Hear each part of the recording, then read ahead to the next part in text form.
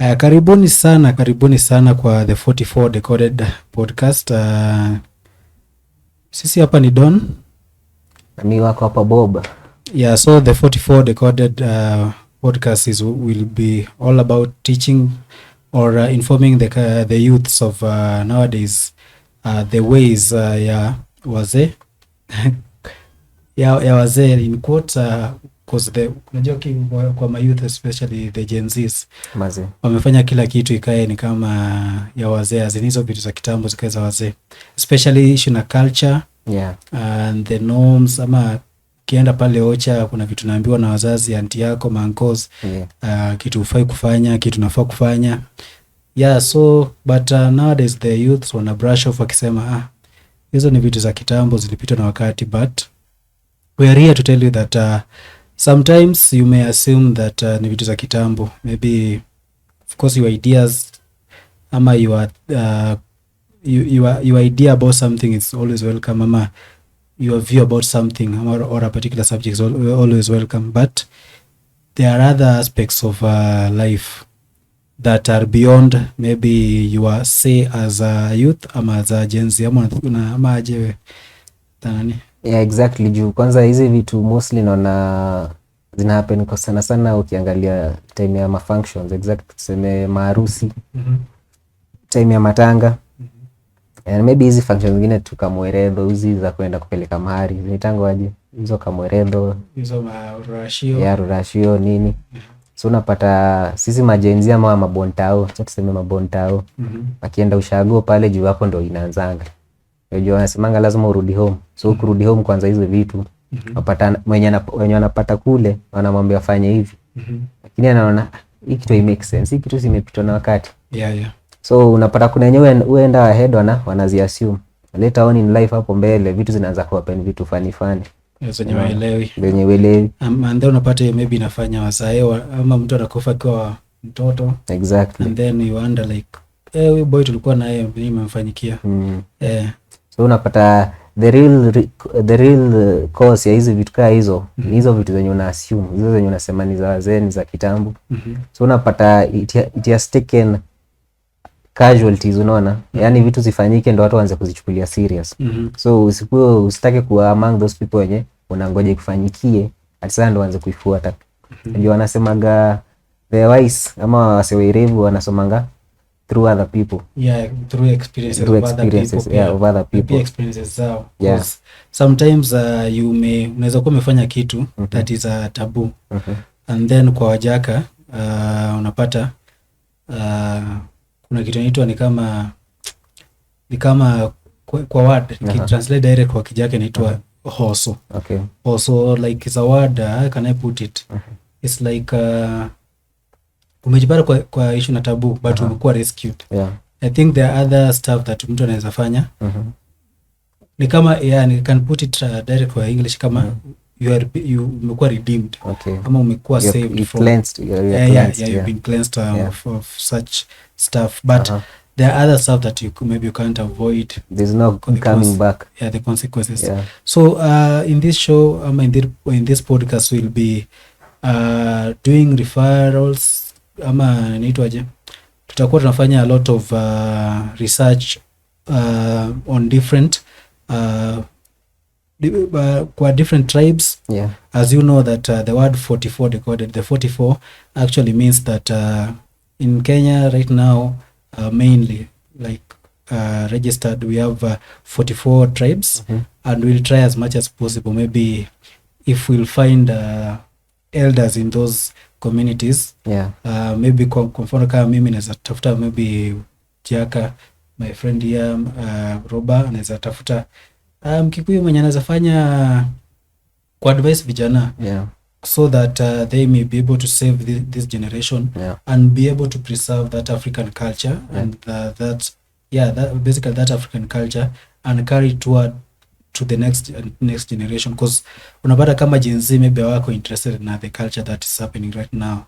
They will siku watakuwa wazee, they will not be bothered to pass maybe those teachings na those rules na regulations zenye to govern kama communities, different communities in Kenya hawatakuwa able kupass hivyo, na hivyo ndo African innate cultures zita fade off hivyo tu, ni kama wanasema zitakuwa extinct. Exactly. Nakumbuka kama ile madinosa so itakuwa watakuwa nasema kwa history ama kwa maika hivi one day kulikuwa na rule nasemanga hivi na hivi na hivi na hivi. There used to be a tribe called Kikuyus. Yeah, but yeah, so unapata it will be itakuwa noma sana kwa wanini, itakuwa noma kama community. Yeah, exactly. Ama communities living in Kenya, because they say that before the colonialism hakukuwa na kitu kama Kenya. Yeah, it's true. Yeah, there were sub tribes, and those sub tribes walikuwa they used to manage themselves. Yeah. You pia na feel it's so bad ama it's so depressing ama however you want to put it, the fact that the generation of today tunataka kucopy others, unaona? Tunajisahau. Tumefika hiyo point tunataka kufanya kila kitu yenye tunafanya tumeiboro from the western countries ama from the Europeans ama especially through movies. Yeah, through the movies, the songs. Tunataka copy everything. So unaona kuna zile vitu zao zenye wanafanyaga we don't copy, tuko like hizo vitu ni demonic. Sitazitaja hapa because of a few reasons and then there. Yeah, we tutataja because sometimes actually there was a TikTok was it a TikTok or Facebook video I watched this today. Kulikuwa na dem pale, I think ni dem Kikuyu. Yeah. Na alipata breakthrough akaenda Europe. And I don't know, there was a video of her that was trending of her kissing a fellow girl. Okay. So the lady was saying that alikuwa na attack family members because of course as a family if you see your daughter doing that, utakuwa concerned because that is not African. Yeah. We are not condemning anyone, we're just saying the matters are at hand. Yeah. So you see maybe there is a parent, because she was saying that most of watu wa Instagram ama watu wanamfollow kwa Instagram ama watu wanabeshte kwa Facebook walikuwa na attack because of that behavior, because of that video, that specific video. And now she was saying that nyinyi ni acheneni na maisha yangu. Alafu alikuwa anaambia hiyo video mko maona si rumors, ni mimi na muache kuniattack. So she was trying to come out in other ways. Yeah, she said that that's her. But when she was trying to come out maybe back in I don't know 2013 2014 alikuwa anasema like watu walikuwa nadhani ni jokes. But now venye umani kama anafanya practical watu sana condemn. So alikuwa na attack village mates na alikuwa na attack basically relatives, akiwaambia waachane na business zake. And I try to, of course lazima angalia comments venye watu wanasema. So I just tried scrolling down hapo, nikaona watu wakisema hata kama ume make those choices in life, please respect your family, because of course family has, hata uende Europe uende wapi, family watakuwa tu identity. Kwa so kasema kuna mwingine akasema tio ukikufa family watakuwa tu hapo, maybe ukikuwa na ukigonjeka family watakuwa tu hapo. So I think vitu kai hizo, cause when we come sema hivyo atatoa mention zingine we have to mention cause nowadays vitu kai hizo zinafanya community ama society inaenda extinct. Cause now the rules and regulation maybe around marriages and relationship in African traditional culture hakukuwa. Of course the other people that say that kitambo there were rumors that kulikuwa na mambo na gay na lesbianism kwa African society, but we can't really there is no evidence or to like solid evidence, because nowadays fake news are more vitu hizo. And then what we learn from our says ama our ancestors, most of the rules and regulations were built towards relationship dem na Charlie. It's true. Like if you marry a lady, kuna vitu nafaa ufanye kwao, kuna vitu kuja kwenu anafaa kufanya vitu hizo zina to guide. So if you try to introduce that thing, that is a foreign thing. So for someone for now, of course the family will not react normally. That, oh, They'll be we shocked. love you. They'll be, we that's something new to them. Something new to them. We are not condemning, we're just giving our views. So of course the family or your father back there at home, your mom back at home, atakuwa like, hey, my daughter, what happened? Generation ndio na pass, ndio generation na kufa. And maybe easy if it is going to introduce kwa sababu they want to force you think for African. They just want to eradicate that, because they say that the Europeans are always mesmerized. They are always like jealous of how Africans are organized in terms of culture, in terms of decency na vitu hizo. It's true. So they wanataka kuintroduce hiyo disorganize everything, to create chaos in the whole structure. It's true, because like you've said, she was attacked by the family. Of course, that's not her identity. If she has chosen that path, whatever identifies her as the venye wanafanyanga kwa community yao si hivyo. So now her identity inakuwa iko compromised. So of course wale watu wako around there ama the family, the first family, watakuwa shocked and they won't take it lightly. Actually in some, kwa watu wengine wanakuanga disowned. Unasikia wewe si wetu, wewe sio familia, wanakuwa disowned and you can't go to, uwezi enda mahali pengine utake sasa kuwa identified na wao. Wanaweza kukata anytime, unaona? Because vitu kama racism unapata, there was a time hii issue ya racism ilikuwa imeshika sana, unaona? So unapata some blacks wanataka ku identified na the whites and they really want to be, unaona? Na sasa uwezi ingia tu pale ujiseme sasa mimi nitakuwa fully white unless uende ufanye vitu zile vitu watu wengine wendanga wanafanya, wanajibadilisha skin ama. But bado watu wanasema of course that happens a lot. You could change maybe you want to change your race or something. Because actually there was a video back then, watch your video enye jamana a lady, she's saying that she's European, she's white, and ukiangalia kwa alikuwa for an international TV interview akisema oh, I'm white, my mom was born accidentally in a black family hizo. So as much as of course you have freedom to do whatever you want Ada useme like you want to be European, you are a Kenyan, a black Kenyan. Well, si tutasema tu we kind of respect your say or what your view about that. But at the end of the day, DNA will always remain that you are an African. This is what you are. No. Even if you bleach na wewe ni dem, umeenda umezaa umemarika kwa fellow black man ama white nini, hizo genes zitakuwa passed kwa offspring. So stuff kaya hizo ndio tunajaribu this show is all about, this podcast is all about that. So we are planning to have we'll have the way that I told you, tutakuwa na wazee pia, cause sisi we are not fully knowledgeable. We are not 80 years old. We have to experience a lot. So we are trying to just educate fellow youths vilikuwa tumwambia about subjects guys, because there is always now consequences of doing those things, and consequences kwa tofauti, isn't it? Unapata venye tulikuwa tumesema hapo before, there are some things you can undo. Unaenda uko cleansed, urudishe kuwe sawa. But there are consequences of other things and sasa there is no going back. No. Hizo vitu zote zenye watu wanajaribu cross to the other side, you are a man, you want to be a woman, you are white, you want to be black, ama you are black, you want to be white. Kuna wengine pia you find a person that is just a human being and comes out as saying that I'm identifying as a tree. So uko hapo like you are identifying like a tree na unaongea why can't tukua hapo nje, mbona tusikie trees kutongelesha? I don't identify as a he or she. I want to be identified as a they or a them. Okay, it's okay. You can do whatever you want, but there will always be consequences. Unajua tusidanganyane, you know. I think that's pia shida imetokea hapo, because hautai kuambia mtu the real truth.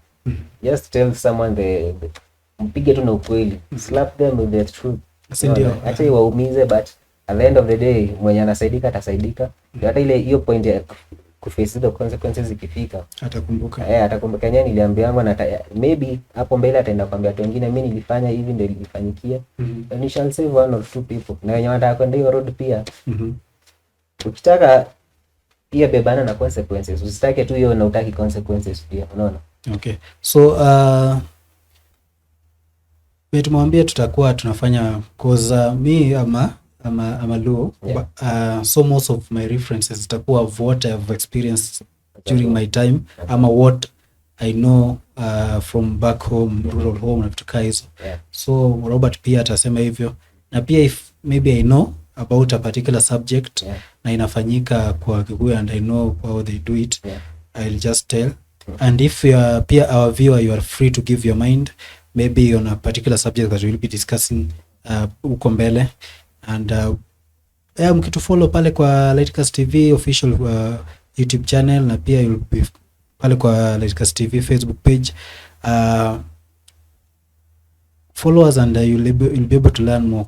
Hapa ni mahali some we'll just try to educate people on that. So and another stuff pia kuna hii pia sasa hii we are just trying to brush over. It's our first episode. We are trying to just give you, to make you understand what our podcast will be all about. Okay, so we have this issue imekuwa kitrend ya especially kwa memes. Unapata like watu kimake nini a sexual joke. Like unapata mtu na cousin yake, like watu akiulizana like is it wrong to marry your cousin? Is it wrong to nini? Is it wrong to maybe during the festive season? Ndio ushago during December unapata kuzo wako fulani unaanza kumwangalia design nyingine. Ndio ameweza. Nini. They are very ziko mingi sana. So kwa vitu hizo of course unajua mkitaka kujua mind ya watu especially kwa vitu hizo kama memes na kwa vitu hizo, it's right to go kwa comment section cause kila mtu ako na mind yake. Kuna mtu ako holy, kuna mtu ako ni pervert, kuna mtu ako nini, so you just have to get mind ya kila mtu kwa hiyo. So we're gonna go through pio. Walikuwa nasema tio if you trace maybe the origin of humanity back then, maybe tukitumia reference ya Bible, walikuwa nasema like sisi wote we are from the same family. So they were saying trying to justify like Adam and Eve waliza Abel na Cain. They later gave birth to two daughters. Kamari each other and so without baby brushing going, because Christianity was brought to Africans through colonialism. So we cannot try and justify that through the Bible. No. Yes, we are Christians, but kuna vitu vingine zinafanyika kwa African culture nayo, especially Kenyan tribes of which you can't justify in any way. Umelala na kazi yako now you're trying to justify ati Adam and Eve nini. Of course maybe we may find watu wanaelewa, watu kwa tu za sawa.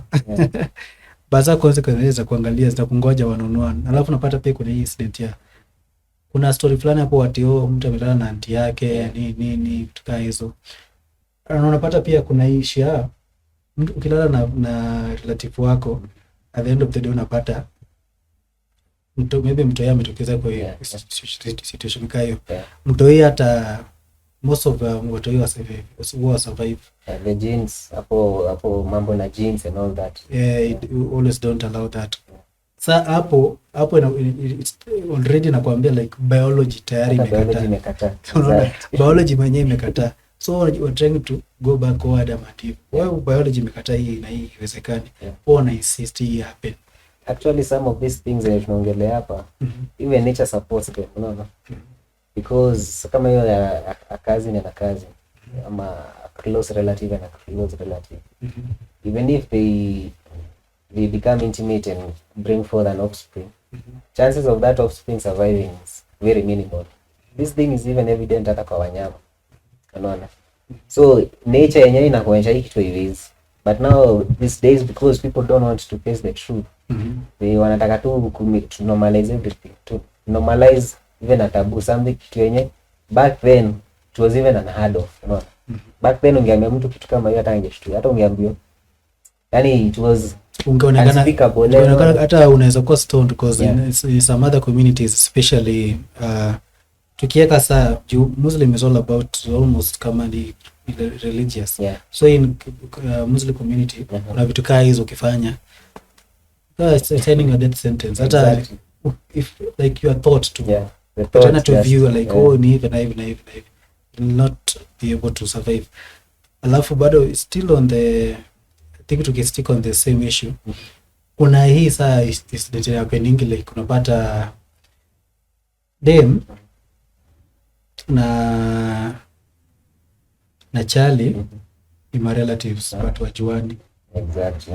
So unapata like tukienda back home, kuna a lot of maybe unajua kama sai marriages mostly kwangi perfect. Most of the marriages kwangi perfect. Unapata maybe mtu amejoin marriage kama alikuwa na family. Unaona alikuwa amezaa outside marriage, ameingia kwa marriage na especially wanaume, unapata mwanaume asemaki. Asema mimi niko na watoto huko, niko na mbegu mingi. But unajua unaweza sema hivyo like niko na mbegu mingi huko nje. Unasema kwa mfano umezaa boy umeenda huko nje.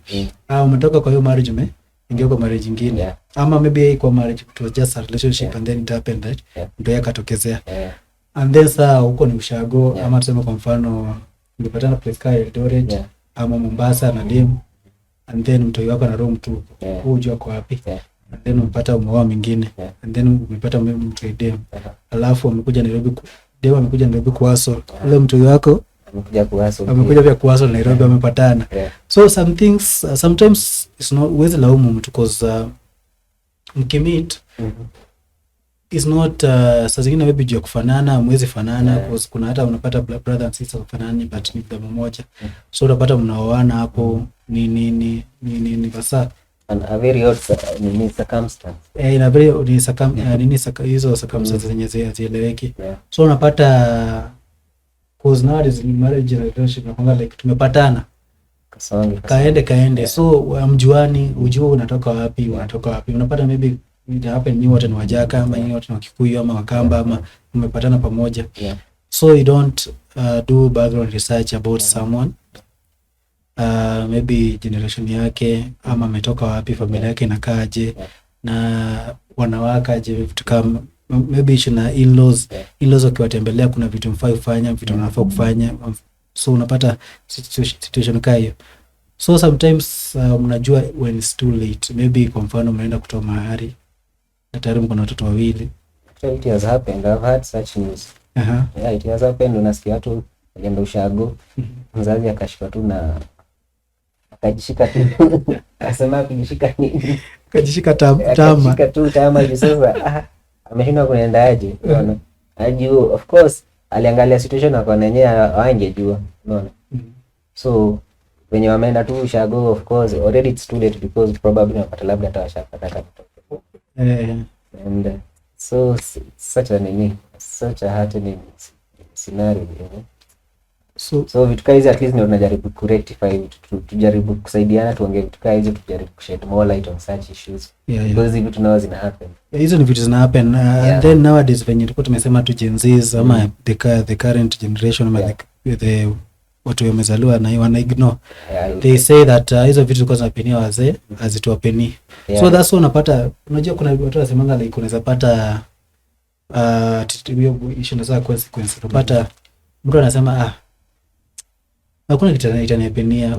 Unaona? Unapata mtu anaenda tu, kuna hii cases za mtu anashikwa na ugonjwa eleweki and then akienda hospitali it's not diagnosed. Exactly. Unafanywa tests. So kwa test zote hakuna kitu inapatikana. So kaka kidindizikayo kwa kijanga tuitanga what the outcome inaitwa ka chira. So inamaanisha like not branchira.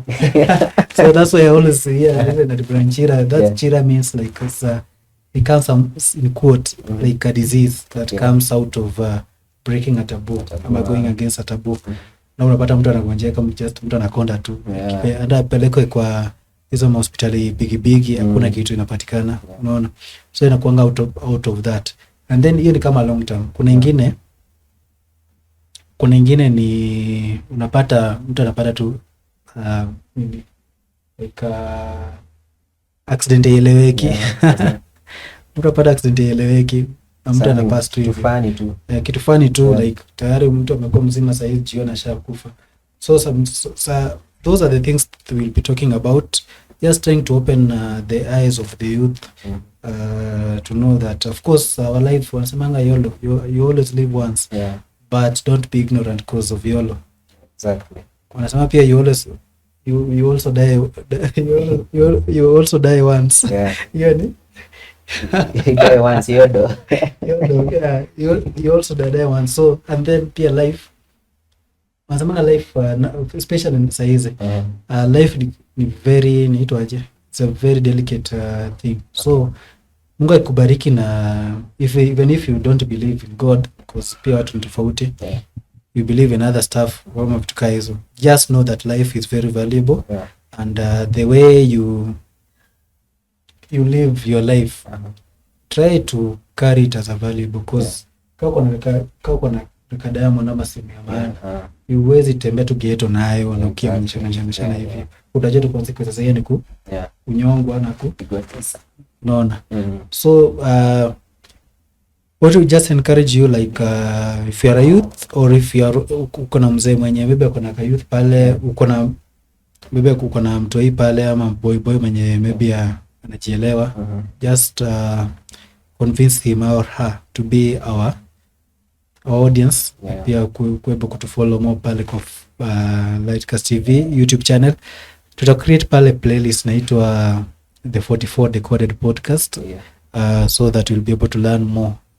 Pia tutaleta of course there are cases, there are people with the true cases, calculating stories za jaba hapa ndio happen kwa ground. Kuna story na jaba, yani vitu real, kuna watu wamepitia hizi vitu first hand.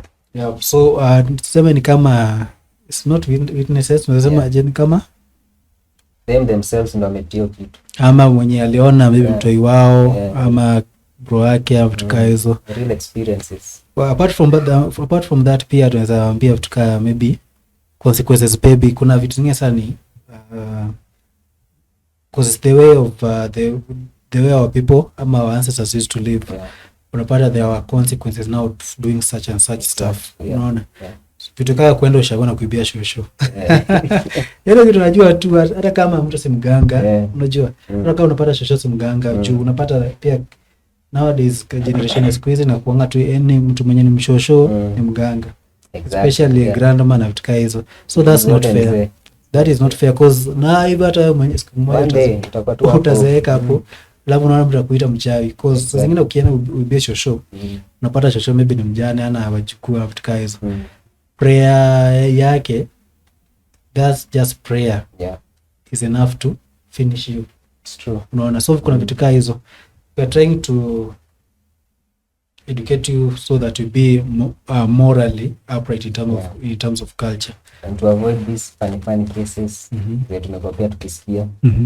So we want the society to be livable, unajua, and watu pia wako proud of their own identity, unajua. Because hata ukitaka conform to the other identities ziko nje zenye unasikia ama zenye umetamani ama zenye umeona, they also have their ways, unaona. They hawafanyangi tu just everything.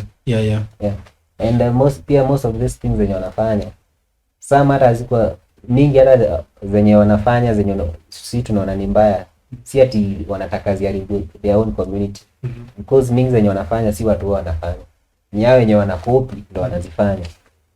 So at the end of the day unapata wengi wanazita nini conspiracy theories, but if you come to think about them, there's a lot mazo.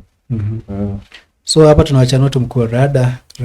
So maboy, vile tumesema tu ukipatana dem tao mamnoki, dem amekunoki, background research ni poa sana, usignore, cause nowadays pia unapata kama relationships zingine unapata jamani Mkikuyu, jamaa mwingine Mkikuyu, lakini hawaji Kisapere mazee, wanaongea tu Kiswahili. So before you rada mtu ni Mkikuyu kama maybe it take long, unajua maybe kama auntie yake na mkola anajaribu kutwist nini hapa na pale, na realize huyu jana Mkikuyu ama huyu dem Mkikuyu, ni Mkikuyu wapi na vitu kama hizo. So don't be ignorant vitu kama hizo. So stay tuned na tutawaletea more, and pia if you utakuwa pale kwa comment section, pia utatupatia ideas maybe what you want us to talk kwa show yetu, maybe kitu additional yenye tutakuwa tumeforget because we don't know everything. Tuambie kwa comment na any contribution that you want to make towards this show. You are highly welcome. Na pia if you want to be the guest of the show, kuna pia platform tunaweza kuweka on board, kuweka guest. Na pia kama unaona uko vijiji ama uko na grandparent wako mwenye anaelewa mambo na culture na background information about particular stuff, Wenda into details. Tunataka kuenda into huko ndani, so that we'll be able to unearth those hidden stuff that are valuable to the current youth. Because remember also, not all the things that za kitambo ziko valuable. We are not saying, wanasemanga not every old man is wise. Unajua kuna pia old man mwenye alikuwa tu pervert, ni miaka tu. So of course, apart from that, kuna other laws ama other rules that were set. They were just for now they have been written up to this point because they don't carry any weight, because hatuwezi sema kila kitu ilikuwa perfect ama correct. Of course tutasema tu zingine pia zilikuwa za we'll uncover some of the rules that zilikuwa ni kama za enslave particular people in the society, especially men. They were trying to claim that superiority. They wanted to be superior over women and children. That's why now you find especially kwa Wajaka na Waluya, kuna parts fulani za maybe kuku, ng'ombe, sijui za animals hawafai kukula. I think that rule was somehow it was selfish, na ilikuwa out of kujipenda, unajua na nini, azinataka watu of value men in needs. Yes, nilikuwa napenda sana kunini. Walikuwa hadi tumbo, hadi mkakuja na sheria. Unapenda kuriao, wakaandika constitution ya food. Of course, hata ukiangalia in developed countries, the US, their constitution is how old? I think wanasemanga they gained independence, was it 17 something? 17. So up to now, of course, kuna zile laws hata wenyewe wanasemanga hii nafaa. Hii bado kuna vile nini, hata yetu ya Kenya. Yetu it's very young, I think ilikuwa 2010. So hata tukienda miaka ngapi unapata kuna hii kale nini fulani segment articles semaka kanafaa kabadilishwe. Hii inafaa itupiliwe mbali, unaona? Pia ilikuwa the same thing pia na ile the African way, unaona? Kuna zile traditions ama zile ways zenye zilikuwa hapo sasa hivi. For now they don't at all work, unaona? They had zilikuwa na another purpose, another hidden purpose which wasn't that justifiable, unaona? Kuna yes kuna hizo zenye zinafaa kutupiliwa mbali, but kuna zile sasa hizo zenye zinafaa kuangaliwa kwa umakini, yani unaona? Zile zinafaa yani tuzingatie, zile zinaturusha kwa moto tusipozingatia. Hizo sasa ndio tunataka kuzichanganua. Na tutakujulisha hizo zote, hizo zenye hazifai, hizo zenye zinafaa, zote tunaziweka wazi hapa hivi. So na pia utakuwa unapata some part of history maybe history of a particular something, maybe kuna rule fulani ilianza, maybe source, try to look for some maybe information, not all of them, ones that will be able to unearth kama sisi. Na pia if tumesema kama when viewer wetu pia kama kuna kitu naweza unearth kivya kama we have information about a particular something, ama kuna history ya like what happened or kitty happened, so it happened later. Maybe unaweza pata hizo rules zilikuja after something will happen. Maybe kitu will happen hapa kasema from today hakuna kuna pia issue ya inaitwa aje, unapata mtu alala na animal bestiality. So vitu kama hizo unapata after hapo kuna kitu ya animal fanya vitu kama hizo nini. So vitu kama hizo if when viewer wetu natusaidia pia unearth those things, especially if you are older than us ama uko ushagona, you know those things from maybe your fingertips, or you are taught by your grandfather. Maybe we can be able to share to your fellow youths so that we tukue pamoja, tuelimishane hivyo. So tutaongea more in the later episodes, and thank you very much for being part and parcel of our first episode of the 44 Decoded podcast. So episode 11 hii ya kwanza hope we just pray that tusianze tu na hype, tulemwe kuendelea. Just pia with your support, with your just that so your subscription, your comment, your like, we hope that tutakuwa able ku roll na kuendelea, na pia your requests, maybe your support in terms of viewership, sharing the videos na vitu hizo. So mimi ni Don, mimi naitwa Roba. See you in the next one. What's up? Yeah.